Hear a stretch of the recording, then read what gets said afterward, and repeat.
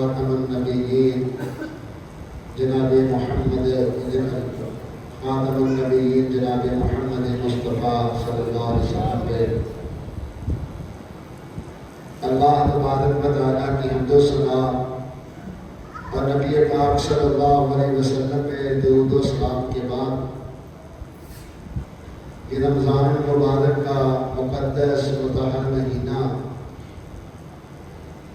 اپنے آخری ایام کو اللہ کے فضل و کرم سے پہنچ چکا ہے۔ یہ بابرکت دن مقدس راتیں ہم سے الوداع ہونے والی ہیں۔ اللہ تبارک و تعالیٰ نے جو رمضان ہمیں عطا کیا، اس میں ہم نے خوب عبادت کی، اللہ تبارک و تعالیٰ کے سامنے جھکے، قیام رمضان بھی کیا، دن کے وقت روزہ بھی رکھا۔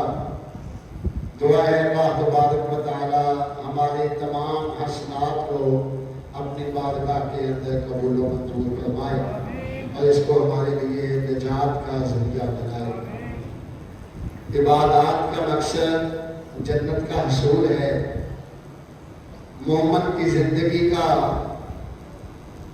اصل مقصد جنت کا حصول ہے کہ جنت مل جائے۔ اللہ تبارک و تعالیٰ نے بھی قرآن مجید فرقان حمید میں ارشاد فرمایا کل نفس ذائقۃ الموت وانما توفون اجورکم یوم القیامہ۔ فرمایا ہر ایک نفس نے ایک دن اس دنیا سے چلے جانا ہے، اس کے جانے کے بعد جو اعمال اس نے کیے ہیں اس کا پورا بدلہ اس کو ملے گا۔ پھر فرمایا فمن زحزح عن النار، جو جہنم کی آگ سے بچ گیا، وادخل الجنہ، اور جنت میں داخل ہو گیا، فقد فاز، وہ کامیاب ہو گیا۔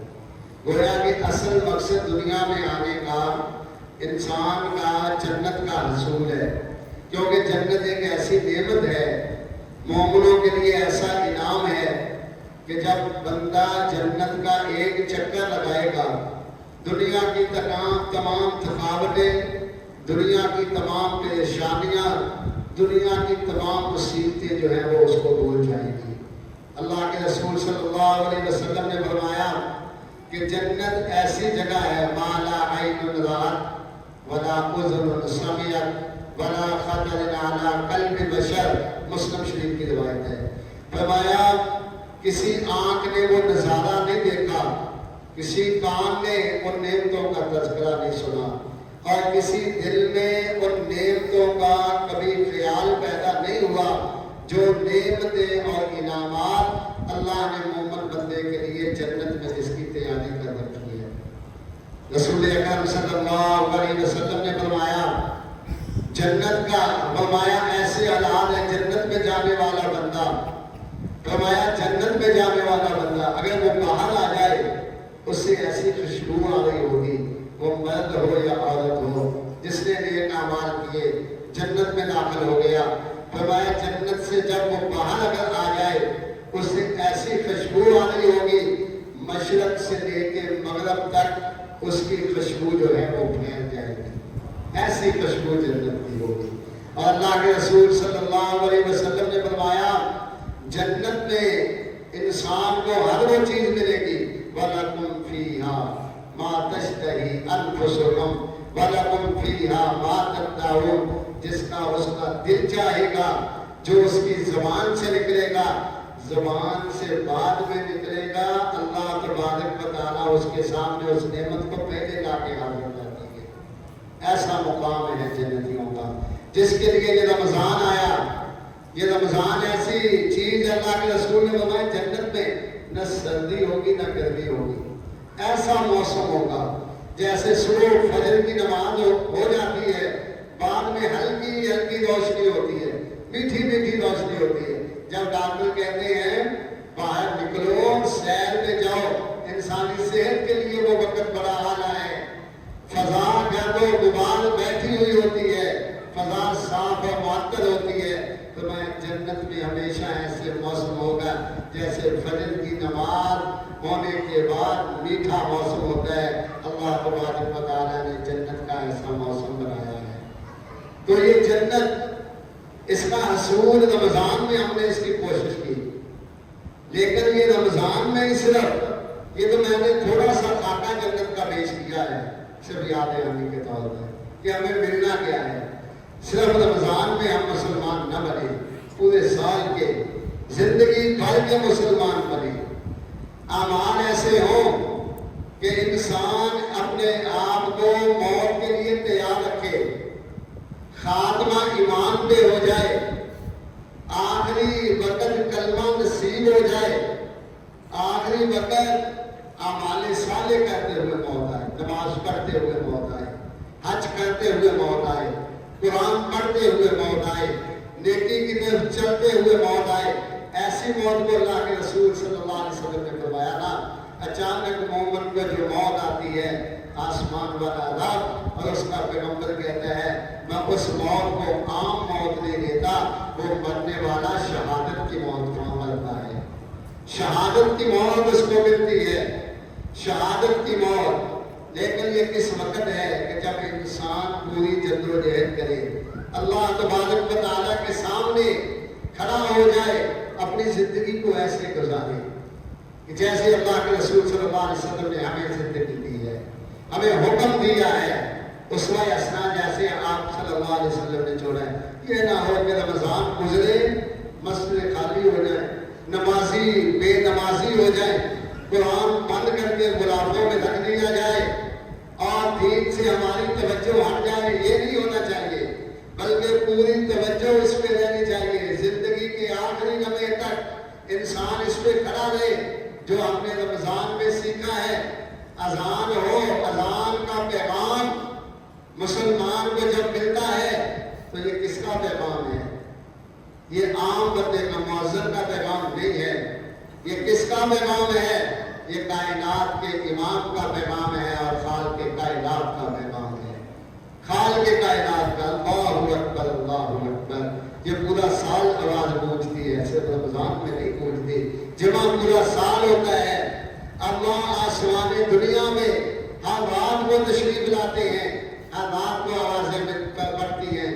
کوئی ہے گناہوں کی معافی کروانے والا، کوئی ہے اولاد لینے والا، کوئی ہے رزق مانگنے والا۔ اللہ کہتا ہے میرے آگے وہ ہاتھ پھیلائے، وہ ہاتھ پھیلائے گا تو میں اس کو عطا کرتا چلا جاؤں گا۔ تو یہ رمضان کا مہینہ ہمیں یہ سکھانے کے لیے آتا ہے۔ حضرت حذیفہ کہتے ہیں رضی اللہ تعالیٰ عنہ، کہتے ہیں پچھلے وقتوں میں بخاری شریف کی روایت ہے، 370 نمبر حدیث ہے، کوئی قصہ کہانی نہیں۔ بخاری شریف وہ کتاب ہے جو قرآن کے بعد صحیح ترین کتاب ہے اور جس میں ساری حدیثیں صحیح ہیں، پوری امت مسلمہ کا اس پہ اجماع ہے۔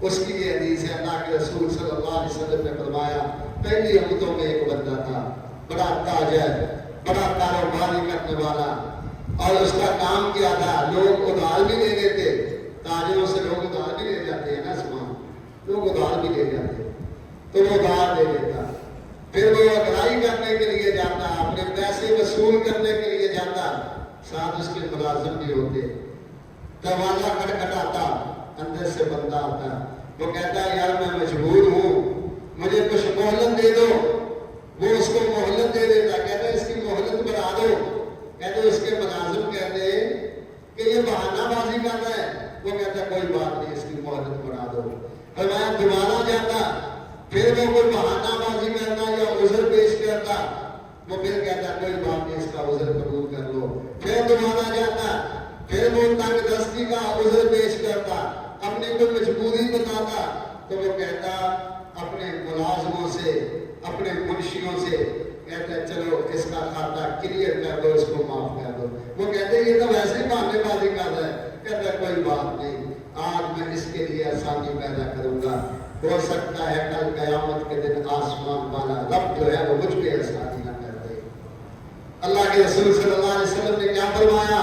فرمایا وہ فوت ہو گیا، اللہ کی عدالت میں پہنچ گیا، اللہ تبارک و تعالیٰ نے فرمایا میں نے اس بندے کو معاف کیا ہے، یہ بندہ ہو کے، فرمایا اللہ کے رسول فرماتے، اللہ تعالیٰ فرماتے ہیں یہ بندہ ہو کے بندوں کو معاف کرتا رہا، میں کوئی کائنات کا خالق ہوں، میں اس کو کیوں معاف نہ کروں؟ معافیاں چاہیے تو دوسروں کے لیے آسانیاں پیدا کیجیے، پورا سال آسانیاں پیدا کیجیے۔ آپ کے ہاتھ سے کوئی تنگ نہ ہو، آپ کے ہاتھ سے کسی کو مصیبت نہ پہنچے، اور پھر خاتمہ بھی ایمان پہ ہوگا انشاءاللہ۔ آخری وقت اللہ تبارک و تعالیٰ کلمہ نصیب فرما دیں گے، اللہ کی رحمت ہو جائے گی۔ مگر اگر انسان اپنی نیکیوں پہ آ جائے نا، جیسے ہم نیکیاں کرتے ہیں، کئی لوگ ہم نے دیکھے ہیں ساری عمر نمازیں پڑھتے ہیں، ساری عمر دین کے کام کرتے رہے، آخر میں کہتے ہیں ملا تو ہمیں کچھ بھی نہیں، چھوڑ کے دوسری لائن پہ نکل گئے، نماز بھی چھوڑ دی، روزے بھی چھوڑ دیے، دین سے دوری اختیار کر دی، اور خاتمہ جب ہوا نا ان کا تو اس حال میں ہوا کہ وہ دین سے بیزار ہو چکے تھے، دین سے منہ موڑ چکے تھے۔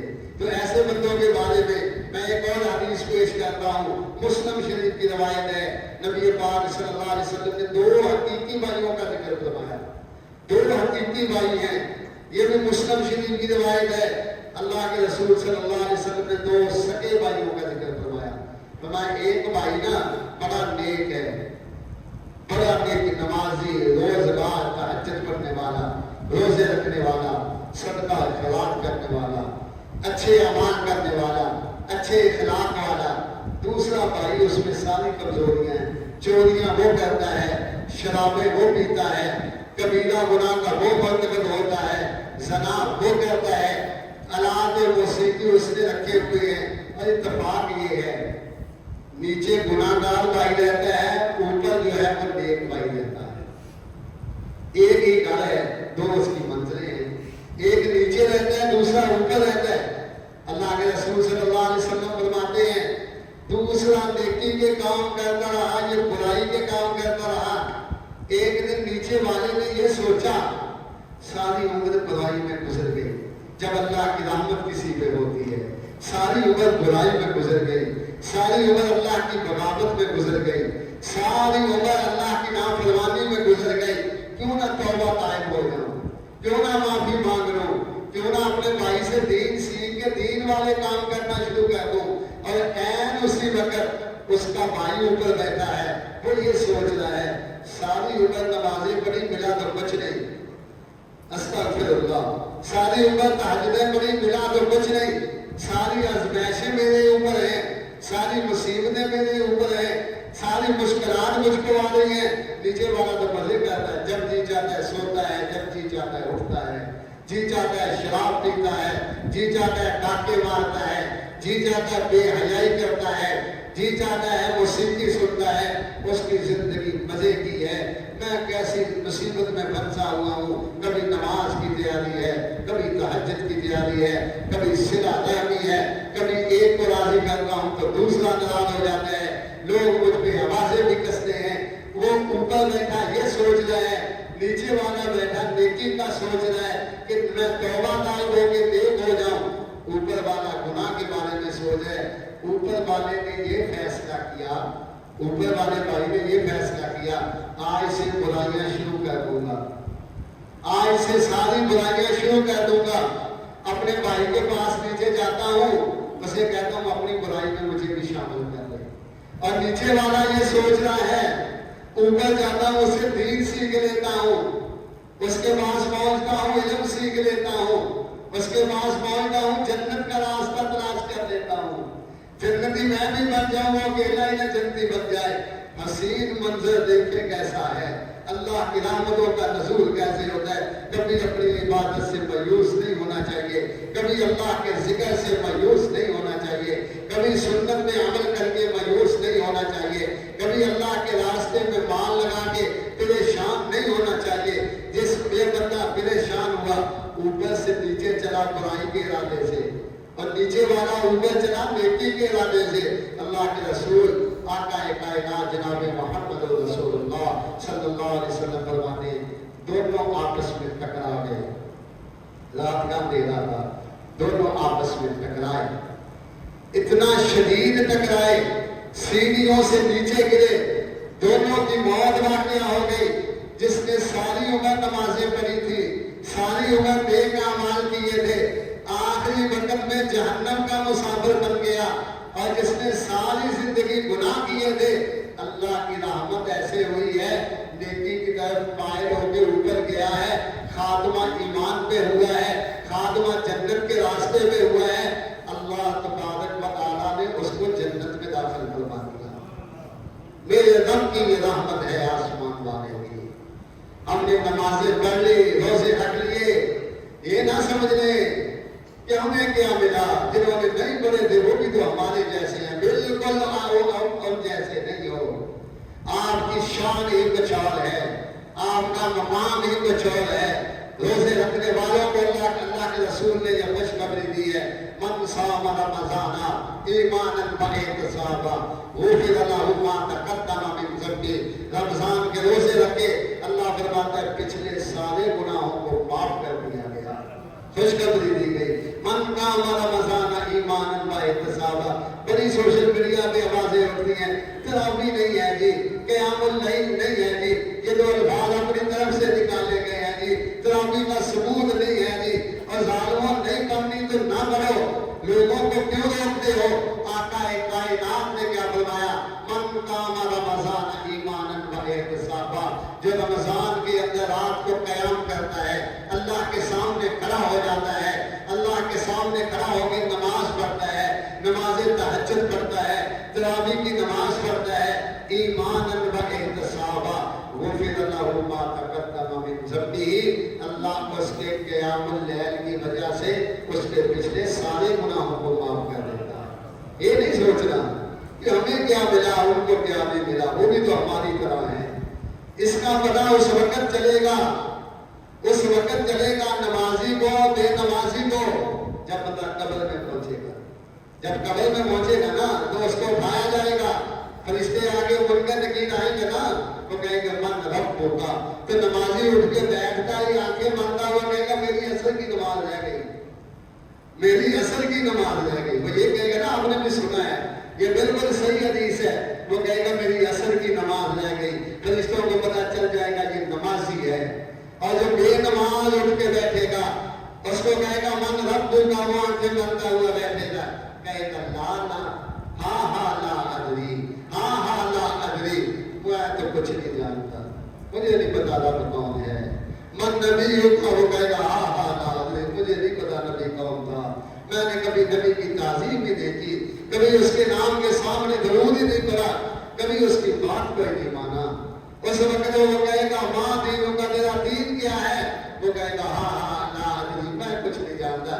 اس کی قیمت کا پتہ اس وقت چلے گا، ان نمازوں کی قیمت کا پتہ اس وقت چلے گا، روزوں کی قیمت کا اس وقت پتہ چلے گا، ان عبادات کا پتہ اس وقت چلے گا، اس کی قیمت کیا ہے۔ اللہ کے رسول نے فرمایا تھا ایک روزہ کو چھوڑ دینا، ایک روزہ فرض روزہ ایک چھوڑ دیا، ساری زندگی اس کی روزے رکھتے گزر جائے، ایک بھی روزہ پھر نہ چھوڑے، ساری زندگی وہ روزے رکھے کہ یہ خلاف پر ہو جائے، یہ کبھی پوری ہو جائے۔ تو میں ساری زندگی میں روزے رکھتا ہے، جو ایک روزہ چھوڑ دیا نا اس کے ثواب کو نہیں پہنچ سکتا۔ کبھی دل میں یہ خیال پیدا نہ کرے، اللہ کے ساتھ جڑے رہیں، اپنی زندگیوں کو بنا لے۔ جب اللہ کے ساتھ ہم جڑے رہیں گے، اللہ تبارک و تعالیٰ کے ساتھ اپنے آپ کو قائم رکھیں گے، تو پھر اللہ تبارک و تعالیٰ ہمارے لیے جنتوں میں سامان پیدا کر دیں گے۔ حضرت ابو ایوب رضی اللہ تعالیٰ عنہ بیان کرتے ہیں، ایک اعرابی اللہ کے رسول صلی اللہ علیہ وسلم کے پاس آیا، کہنے لگا اللہ کے رسول مجھے کوئی ایسا عمل بتائیں جسے کرو تو جنت میں چلا جاؤں۔ مومن کی ساری کمائی کیا ہے؟ جنت میں چلا جائے۔ دنیا تو گزری جا رہی، کسی کی اچھائی میں گزر گئی، کسی کی مشکل میں گزر گئی، کسی کی آسانی میں گزر گئی، کوئی مصیبتوں میں گزار کے چلا گیا۔ اس دنیا نے تو ختم ہو جانا ہے، یہ تو ہے ہی عارضی۔ اس نے آگے یہ سوال کیا، اللہ کے رسول مجھے بتائیں ایسا کوئی عمل جس سے میں جنت میں چلا جاؤں۔ تو اللہ کے رسول نے بتا کیا فرمایا؟ لا تشرک باللہ شیئا، اللہ کے ساتھ کسی کو شریک نہ ٹھہرانا۔ نمبر ایک، اب ذرا نوٹ کریں جنت میں جانے کی چیزیں، لا تشرک باللہ شیئا، اللہ کے ساتھ کسی کو شریک نہیں ٹھہرانا۔ وَتُقِيمُ الصَّلَاةَ، اذان ہو جائے تو نماز قائم کرنی ہے، نماز قائم کرنی ہے جماعت کے ساتھ. قائم کرنے کا مطلب ہے جماعت کے ساتھ پڑھنی ہے, مسجد میں آ کے پڑھنی ہے. اللہ کے رسول صلی اللہ علیہ وسلم نے فرمایا وَتُؤْتِي الزَّكَاةَ, اللہ مال دے گے تو زکات دینی ہے, کنجوسی نہیں کرنی. مال مل جائے تو سام بن کے نہیں بیٹھنا, اس میں سے زکات نکالنی ہے. اور پھر اللہ کے رسول صلی اللہ علیہ وسلم نے فرمایا وَتَصُومُ رمضان, رمضان کے روزے رکھنے ہیں, رمضان کے روزے رکھنے ہیں. اللہ کے رسول صلی اللہ علیہ وسلم نے جب یہ بات فرمائی نا تو وہ اٹھ کے کھڑا ہو گیا, وہ دیہاتی بندہ. اس نے کہا اللہ کی قسم لا یزید ولا ینقص, میں اس پہ ہی عمل کروں گا, جو 5 چیزیں آپ نے بتائی ہیں اس پہ عمل کروں گا, نہ اس میں کوئی اضافہ کروں گا نہ کوئی کمی کروں گا. پھر وہ چل دیا. تو اللہ کے رسول نے کیا فرمایا صحابہ سے, فرمایا میرے صحابہ من سرہ ان ینظر الی رجل من اہل الجنہ فلینظر ھذا, جو دنیا میں کسی جنتی کو دیکھنا چاہتا ہے وہ جو جا رہا ہے وہ جنتی ہے وہ اس کو دیکھ لے. پتا ہے نماز کی قیمت ادا ہوئی کہ نہیں ہوئی؟ ابھی اس نے نماز پڑھی نہیں, زکات ابھی اس نے ادا کی نہیں, روزہ بھی اس نے رکھا نہیں, کوئی عمل اس نے کیا نہیں, صرف وعدہ کیا اللہ کے رسول کے ساتھ. وعدہ کیا ہے کہ اللہ کے رسول یہ کام میں کروں گا, کبھی نہیں چھوڑوں گا, اس میں زیادتی اور کمی نہیں کروں گا, پوری طرح عمل کروں گا. اس یقین کے ساتھ اس نے اللہ کے رسول سے وعدہ کیا کہ اللہ کے رسول نے ان اعمال کے کرنے پر اس کو جنت کی خوشخبری سنا دی. تو رمضان کے بعد مساجد خالی نہیں ہونی چاہیے. رمضان کے بعد ہمیں بے نماز نہیں ہونا. رمضان کے بعد بھی اسی طرح ہم نے روزے رکھنے ہیں, اللہ کے سامنے جھکنا ہے, اللہ تبارک و تعالیٰ کو راضی کرنا ہے, اللہ تبارک و تعالیٰ کے سامنے قرآن کی تلاوت کرنی ہے. قرآن بھی ایسی چیز ہے جو جنت میں پہنچا کے چھوڑتی ہے. انسان کو جنت میں ایک سورت کو پڑھنا شروع کر دے نا, سورت الملک کو پکڑ لے, قرآن کو سارے بابرکت ایسی عظیم کتاب نازل بها الروح الامین علی قلبک لتکون من المنذرین بلسان عربی مبین. اللہ کہتا ہے اس کو آسمان والے رب نے نازل کیا اور لے کے اس کو آئے حضرت جبریل علیہ السلام اور اس کے قلب اطہر پہ لے کے آئے, جو سارے جہانوں کا سردار ہے, جو 2 جہانوں کا سردار ہے, جو انبیاء کا بھی امام ہے, جو نبیوں کا بھی امام ہے, جو تمام جہانوں کا سردار ہے, جناب محمد رسول اللہ کے قلب اطہر پہ لے کے آئے صلی اللہ علیہ وسلم. اس کے ساتھ ہی بندہ دوستی لگا لے تو یہ قرآن ہی اس کو جنت میں پہنچا کے آئے گا. یہ قرآن ہی بندے کو جنت میں لے کے جائے گا. قرآن عبداللہ بن مبارک کہتے عبداللہ بن مبارک میں حج پہ جا رہا تھا تو راستے میں ایک عورت کو دیکھا. وہ عورت جو ہے نا ایک جھاڑیوں کے اندر ہے. کہتے ہیں میں نے اس سے پوچھا بی بی تو کون ہے, کہاں جانا ہے؟ کہتی ہے بی بی آگے سے قرآن پڑھتی ہے. بڑا لمبا مکالمہ ہے, وقت کم ہے. بی بی سے میں نے پوچھا تیرے بیٹوں کے نام کیا ہیں؟ اس نے پھر قرآن پڑھ کے جواب دیا الحمدللہ الذی وہب لی علی الکبر اسماعیل و اسحاق یا یحییٰ خذ الکتاب بقوہ. کہتے مجھے پتہ چل گیا اس کے 3 بیٹے ہیں, اسماعیل, اسحاق اور یحییٰ علیہ السلام. کہتے میں نے اس کو پوچھا بی بی تیرا خامن زندہ ہے؟ تو وہ آگے سے مجھے بی بی پتا کیا کہتی ہے؟ کہتی ہے مومنو لا تسالوا عن الاشیاء ان تبد لکم تسؤکم. اللہ کہتا ہے جس مسئلے کی ضرورت نہ ہو وہ مسئلہ نہیں پوچھنا چاہیے. کچھ لوگ مسئلہ پوچھتے ہیں مولوی کو پھنسانے کے لیے کہ اس کے پاس علم کتنا ہے. وہ مسئلہ اس انداز میں پوچھتے ہیں سے مسئلے کا جواب آتا ہے یا نہیں. ان کا علم بھی ہوتا ہے. اللہ کہتا ہے مسئلہ وہ پوچھو جس کی ضرورت ہے. تو بی بی یہ اس کو جواب دیتی ہے.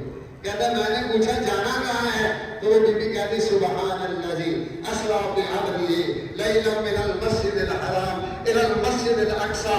کہتے مجھے پتہ چل گیا بی بی مسجد الحرام جا رہی تھی, یہ حج سے بچھڑ گئی ہے. کہتے میں نے نا بی بی کو اپنے پیچھے سوار کر لیا, اونٹ کے اوپر پیچھے سوار کر لیا, آگے میں بیٹھ گیا.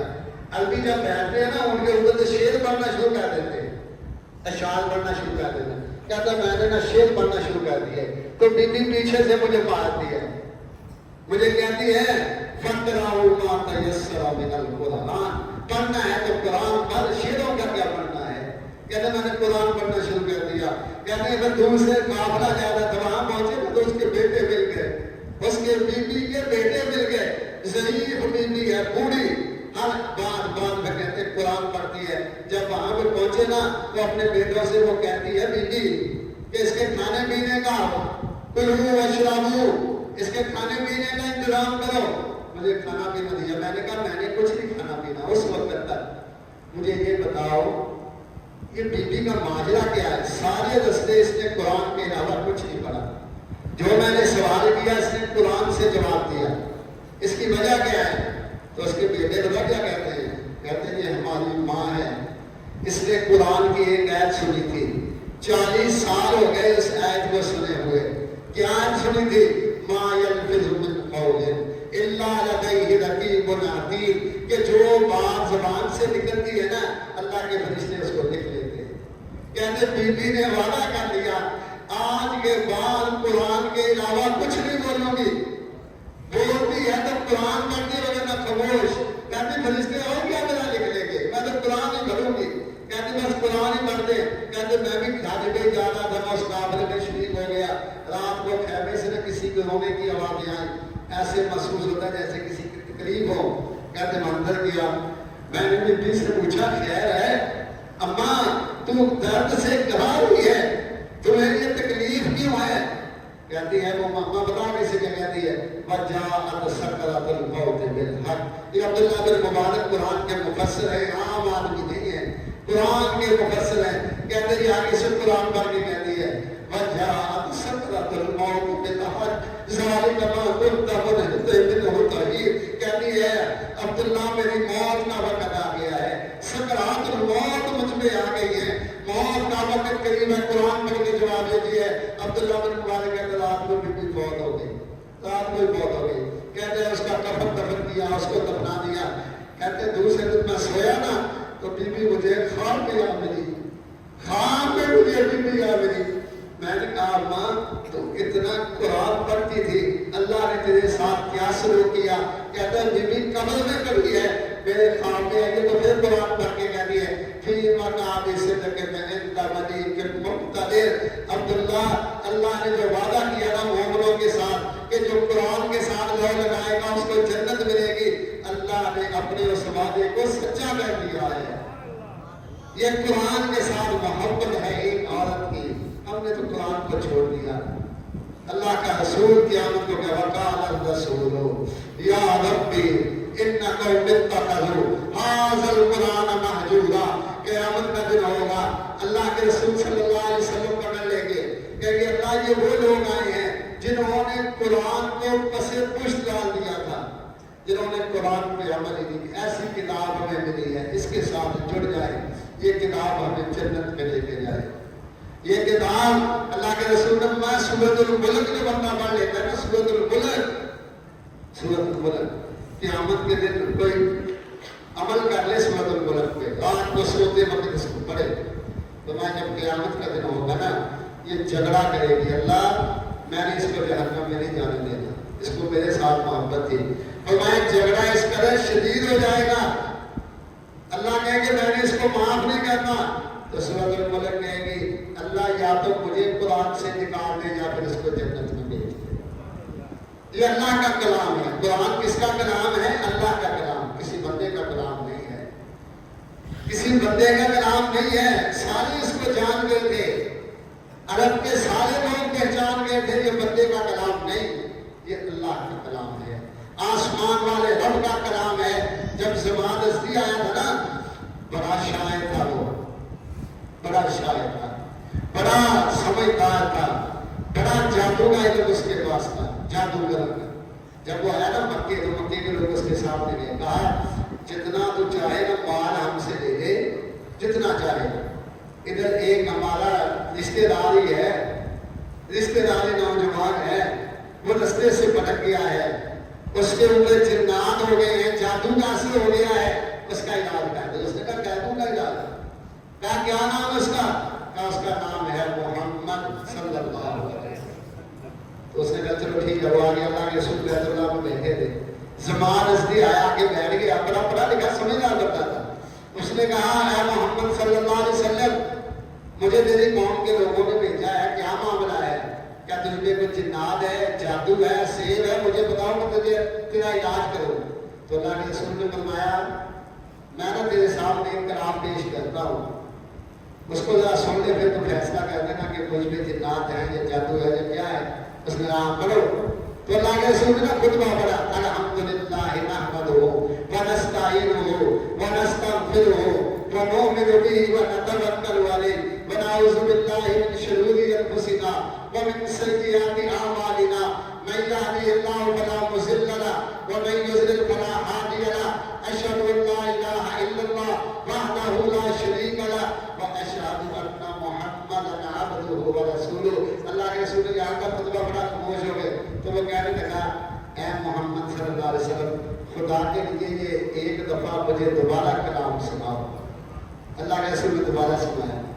وہ علاج کرنے کے لیے آیا تو اس نے غور کیا، اللہ کے رسول صلی اللہ علیہ وسلم کے چہرے مبارک کو دیکھا، اللہ کے رسول کی کلام کو دیکھا، اس میں اللہ کی تعریفیں ہو رہی ہیں، اللہ کی حمد و ثنا ہو رہی ہے، اللہ سے مدد کی بات ہو رہی ہے، اللہ کی عبادت کی بات ہو رہی ہے، ایک اللہ کی طرف بلانے کی بات ہو رہی ہے۔